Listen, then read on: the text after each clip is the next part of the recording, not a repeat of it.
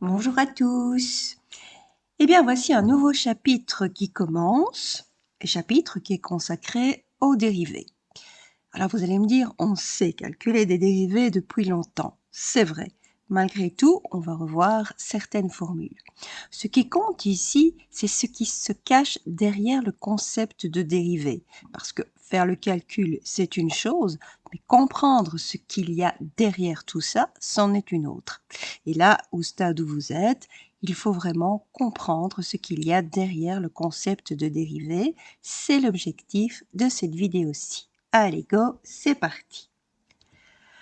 Donc, d'abord, première chose que je veux vraiment vous mettre en tête, c'est dès qu'il y a une variation, il y aura une dérivée. En fait, ce sont pratiquement des synonymes. Alors, qu'est-ce que ça veut dire variation? Ça veut dire, par exemple, vous avez des lois qui sont utilisées en démographie ou en économie qui concernent la variation, j'insiste bien sur le mot, d'une population. Bah, en fait, le nombre de personnes à un instant T, c'est une fonction du temps. Et évidemment, vous le savez bien, en démographie, la population, elle varie tout le temps. Donc, cette fonction, elle ne va pas être la même en 2019 ou en 2053. Hein, elle ne va pas prendre les mêmes valeurs. Il y a donc une variation. Eh bien, dès qu'on veut étudier de manière sérieuse cette variation, on est obligé de prendre la dérivée de cette fonction du temps. Voilà. Donc ici, nous, on va revoir de manière générale le concept de dérivée. On va voir que ça correspond chaque fois à une variation de fonction.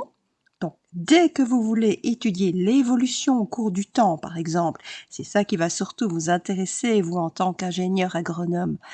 Dès que vous voulez étudier donc l'évolution au cours du temps de quelque chose qui va être traduit par une fonction mathématique, vous devez étudier la dérivée de cette fonction. Voilà. Alors, on va illustrer ça à travers quelque chose que je maîtrise mieux que l'agronomie, à savoir la physique. Et on va revenir à des choses assez concrètes. On va faire tout simplement, on est vraiment là au début de la physique, hein, on va faire de la cinématique. C'est-à-dire qu'on va étudier ici le mouvement d'un objet en l'absence de force. Ou en tout cas, on n'en tiendra pas compte. Donc ici, je vous ai pris un exemple typique de cinématique. Voilà, vous avez un canon qui va tirer un obus. Voilà. Et on a la trajectoire de l'obus qui est dessinée ici à travers une série de points, vous le voyez bien. Alors, je vais revenir précisément sur cet exercice-là, mais voilà le contexte dans lequel on va implanter le concept de dérivée. Reprenons justement ce schéma. Donc, notre canon est en train de tirer un obus, d'accord? On va se donner deux axes, comme d'habitude, pour traduire le mouvement, un axe horizontal et un axe vertical. L'axe horizontal, c'est l'axe des X, l'axe vertical, c'est l'axe des Y. On va tout simplement prendre la position initiale de l'obus, c'est-à-dire ça correspond à la position évidemment du canon, comme étant l'intersection de ces deux axes-là. Donc bien sûr, le canon comme l'obus sont réduits à des points. D'accord ? Ici sur le dessin, on les a représentés différemment, mais en cinématique, tous les objets sont réduits à des points. Alors, vous savez que l'équation ici de la cinématique, et en tout cas dans ce cas-là, c'est de vous dire que chaque point position de l'obus va être repéré par un vecteur. Un vecteur qui se note x de t, c'est le vecteur position. Et les lois de la cinématique vous disent que ce vecteur position peut être connu avec la formule suivante. Donc, il s'agit d'une addition de trois termes. En premier lieu, vous avez la position au temps t égale à 0, donc position initiale, qui est bien sûr un vecteur aussi. En deuxième lieu, vous avez une vitesse fois un temps. La vitesse, c'est la vitesse initiale de votre obus. Et enfin, en dernier lieu, vous avez le fait que ce soit un mouvement uniformément accéléré. Donc, ça, c'est lié au terme 1/2 fois l'accélération fois le temps au carré. Bon.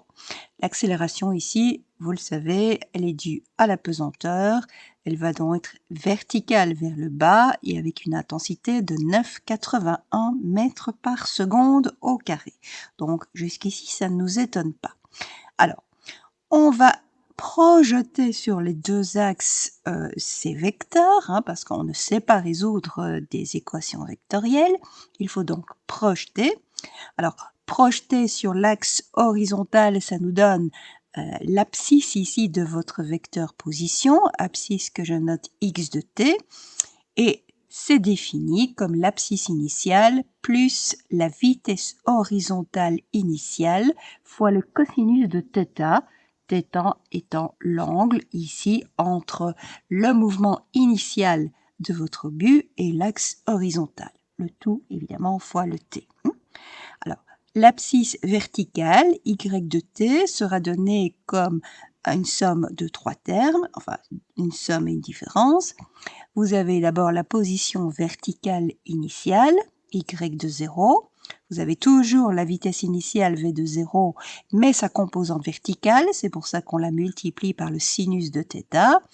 Vous avez encore ça multiplié par le temps. Et puis, la moitié de 9,81, donc ça fait 4,905 fois t carré. En moins, pourquoi? Parce que le G, gravité, c'est vertical vers le bas, et j'ai posé mon axe vertical comme étant vers le haut. Alors, on va mettre en place les données numériques. Je vous préviens, vous allez peut-être perturber ici lors de cette vidéo parce que vous allez me dire, elle fait de la physique. Oui, je fais de la physique pour le moment. Vous allez voir, je vais raccrocher ça au concept de dérivée. Un peu de patience.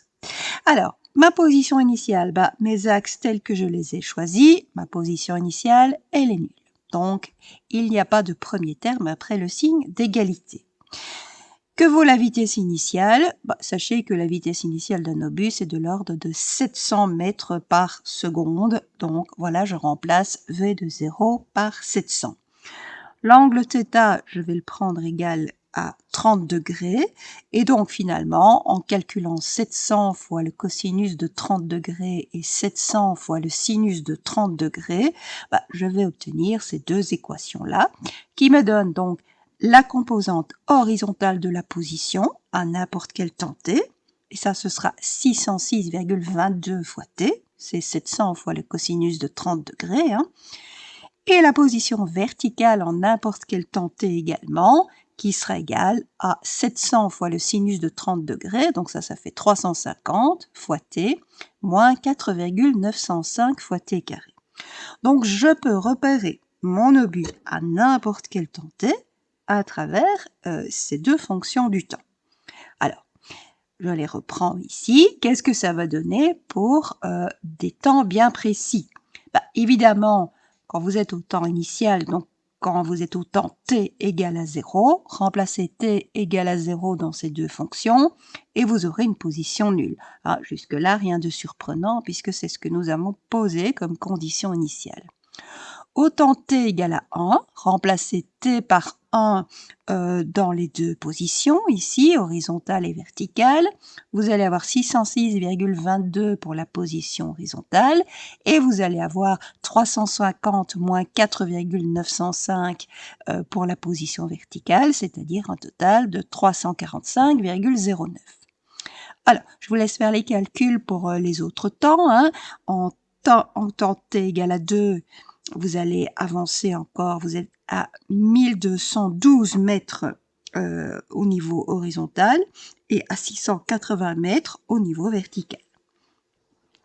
Après 3 secondes, vous avez parcouru un total de 1818 mètres horizontalement et de 1005 mètres verticalement, etc. jusqu'à 10 secondes où vous allez avoir parcouru 6062 mètres d'un point de vue horizontal et 3009 mètres d'un point de vue vertical. Alors, qu'est-ce que ça veut dire ça?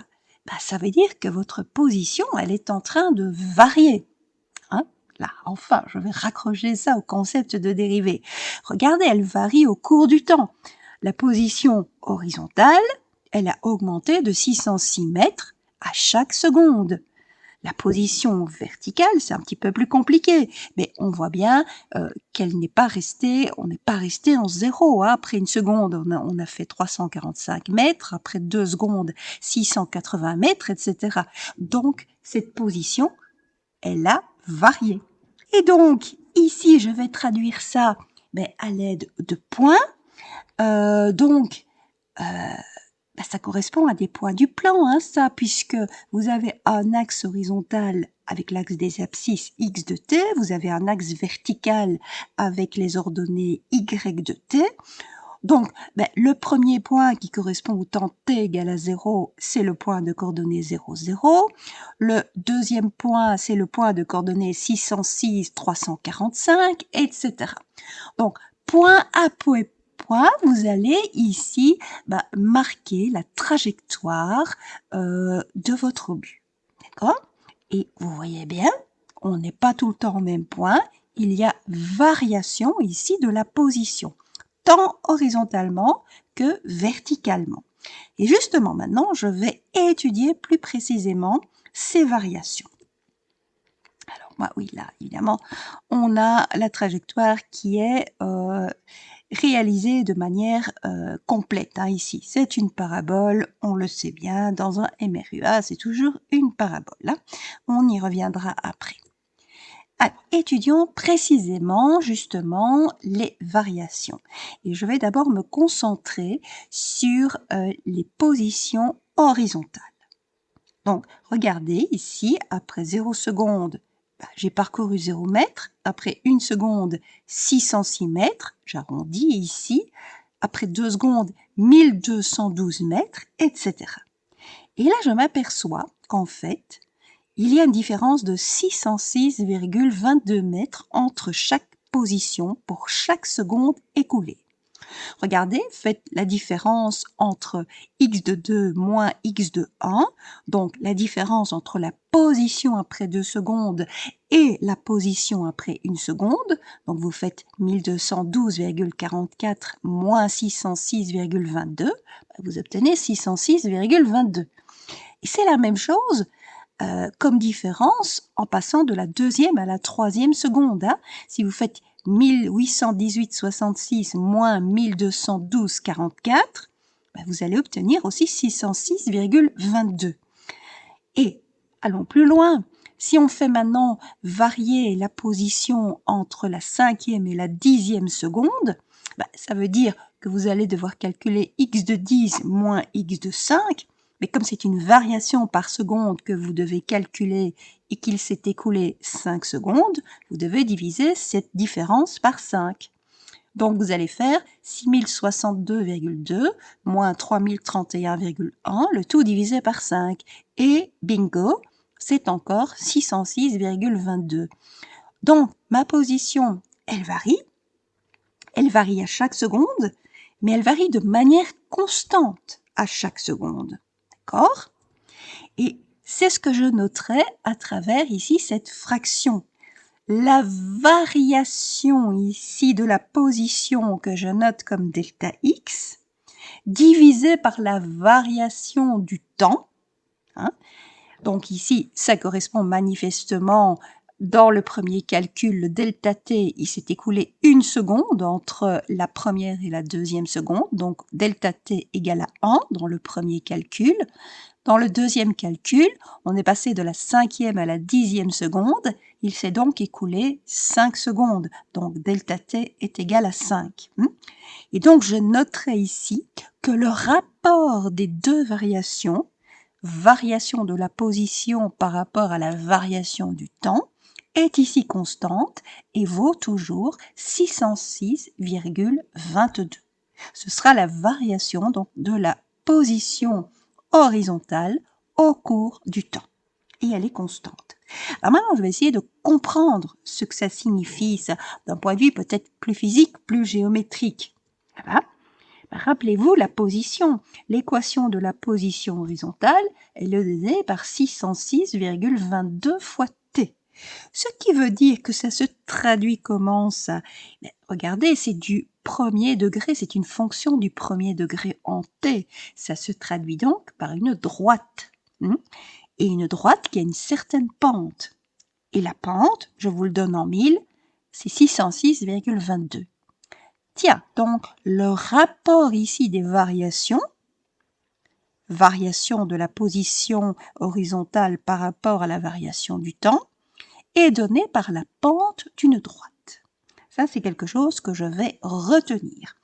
Et bien sûr, je vous rappelle que la pente est définie comme un déplacement vertical divisé par un déplacement horizontal, hein, ce qui correspond tout à fait à mon coefficient angulaire, ici mon coefficient directeur de la droite d'équation, x de t est égal à 606,22 fois t. Alors, ça c'est pour le déplacement horizontal. Est-ce que c'est encore vrai pour le déplacement vertical? Est-ce que j'ai encore un rapport de variation constant si je prends le rapport de la variation verticale par rapport à la variation du temps?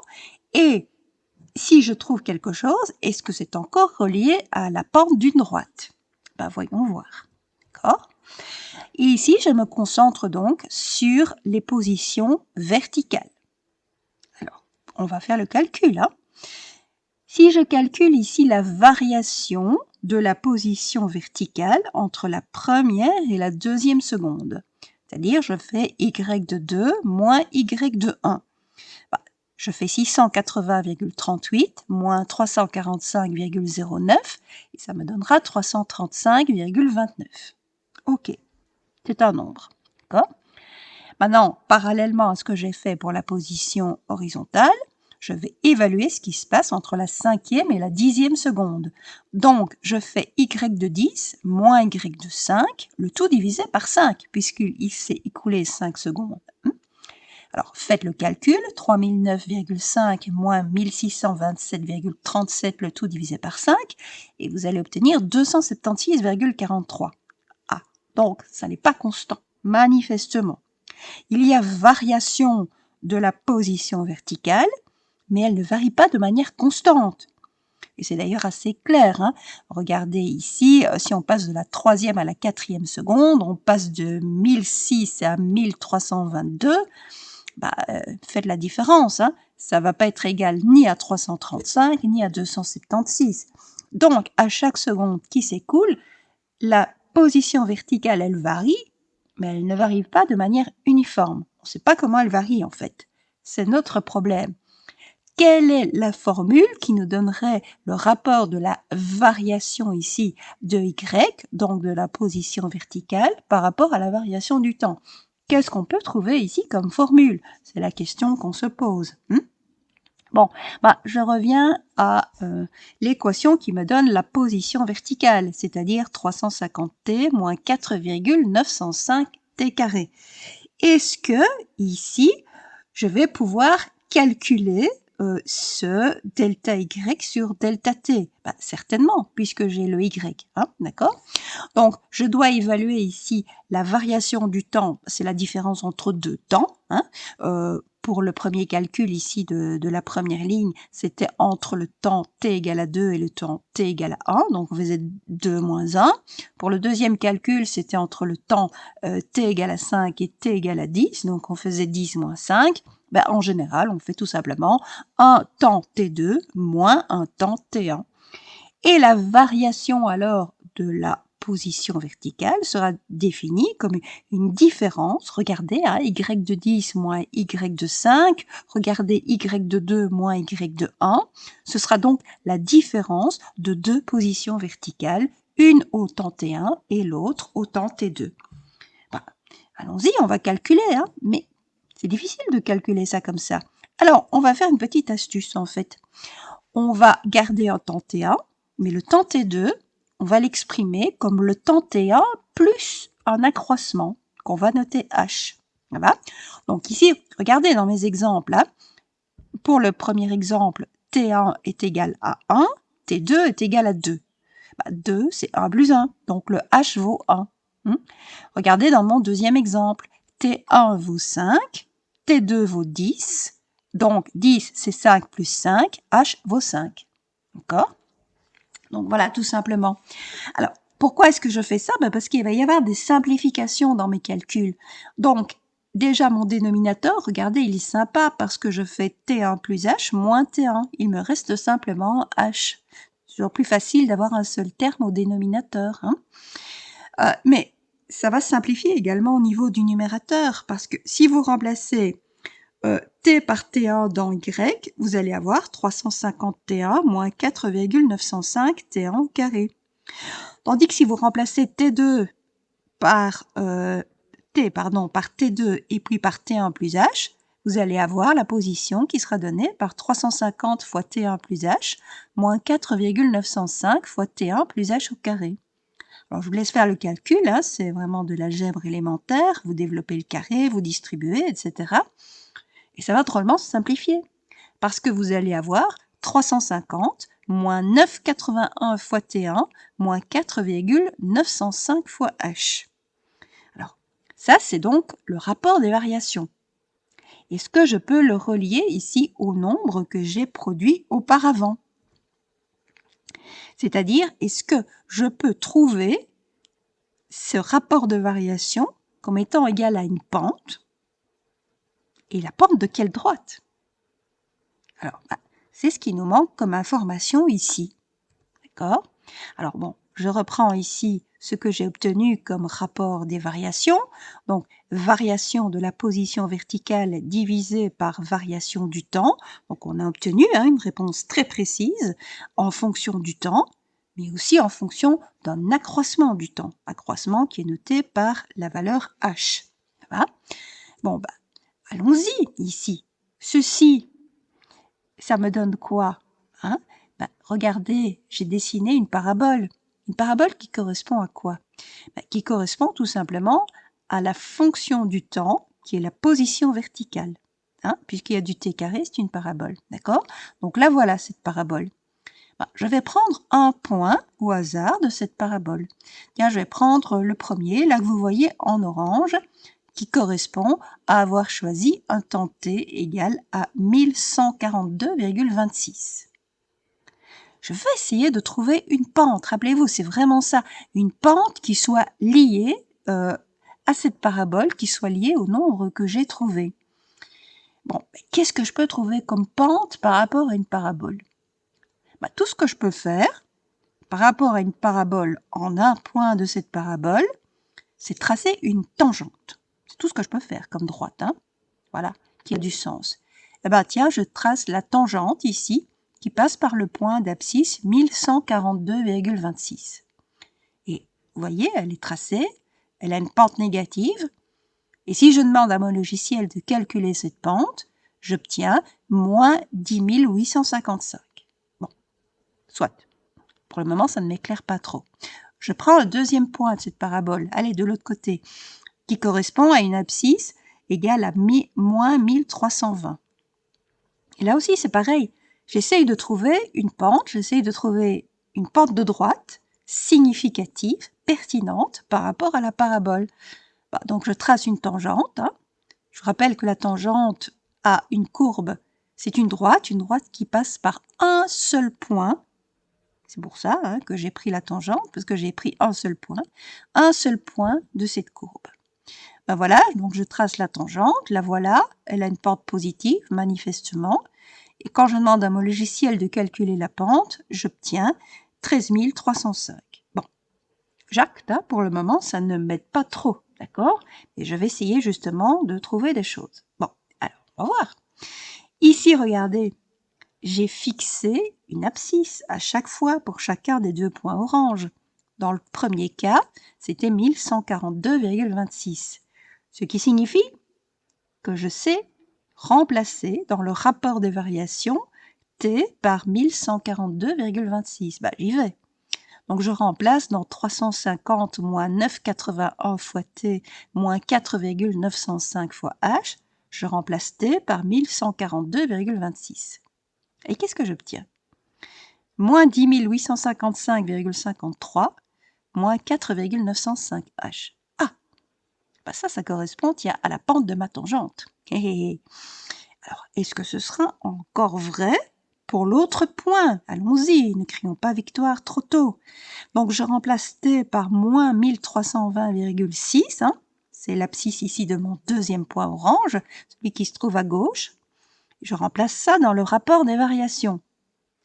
Faites le calcul, qu'est-ce qu'on obtient? 13 305,61 moins 4,905 H. Ah bah tiens, là c'est plus du hasard. J'obtiens encore la pente de la tangente. Donc, ça signifie qu'au terme près, moins 4,905 fois H, le rapport de mes variations va chaque fois être égal à la pente de la tangente. Eh bien, je vais retenir ceci.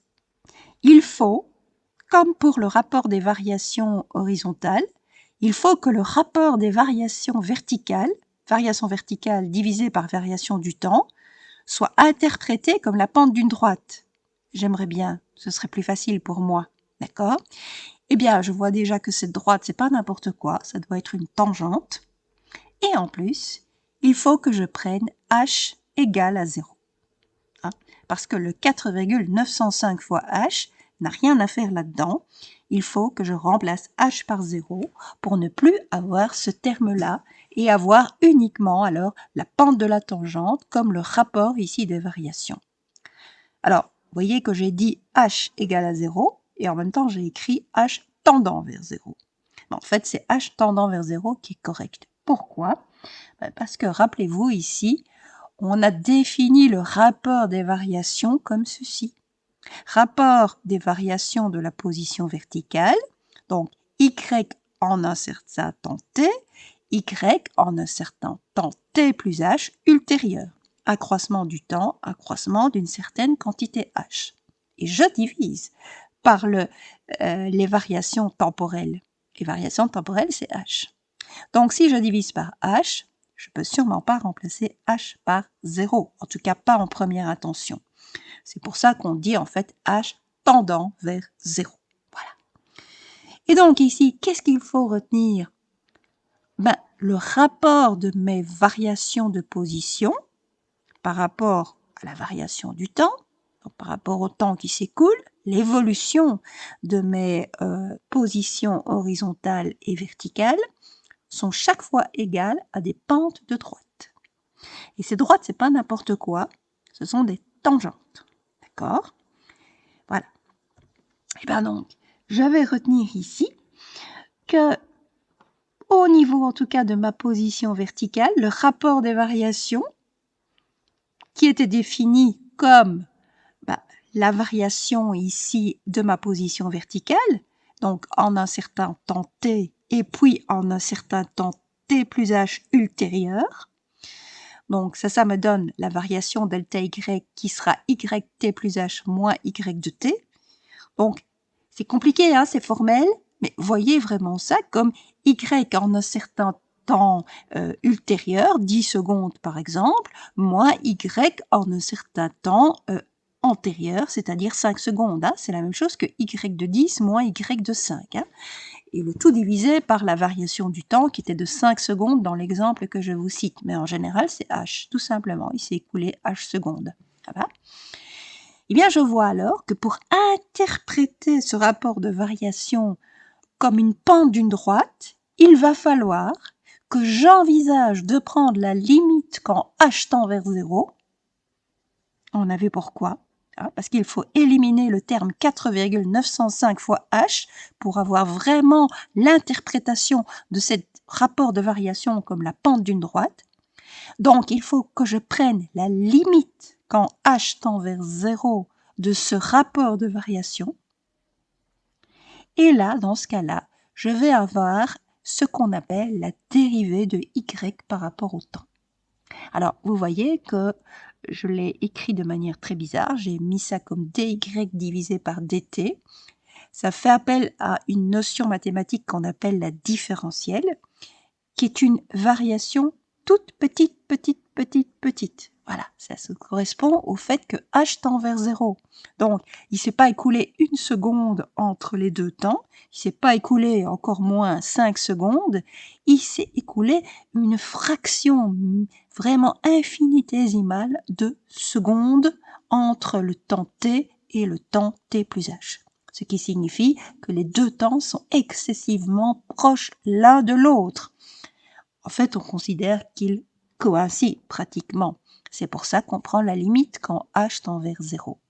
Et dans ce cas-là, le rapport de variation, delta y sur delta t, va se noter différemment. Il se note dy sur dt. Ça signifie là que j'ai pris les deux temps successifs qui se sont écoulés comme étant infiniment proches l'un de l'autre. Voilà. Et donc ici maintenant, si on quitte la physique, parce que on a fait finalement cette physique tout le long de cette vidéo, hein, d'accord? Comment va-t-on définir une dérivée? Comme ceci, voilà. Regardez, c'est la transposition. Hein. J'ai un rapport de variation, donc la variation ici se portera sur ma variable x et pas sur le temps. Le dénominateur, il est toujours égal à h, il tend toujours vers 0. Et puis j'ai ici la variation de ma fonction f de x en une certaine place x et puis en une autre place qui est infiniment proche, x plus h. Voilà. Et ça, ce sera la définition officielle de la dérivée de la fonction f de x par rapport à x, que je vais noter dorénavant df de x, puis barre de fraction dx. Voilà. C'est la même chose que votre f' de x en secondaire, hein, sauf qu'ici, c'est vraiment la notation des grands, parce que ça va nous permettre d'être beaucoup plus précis. On va en parler quand on fera des fonctions à plusieurs variables. Donc ça, c'est la définition officielle de la dérivée. C'est un rapport de variation. Quand la variation, alors soit ici entre deux positions successives ou en physique entre deux temps successifs, est pratiquement nulle.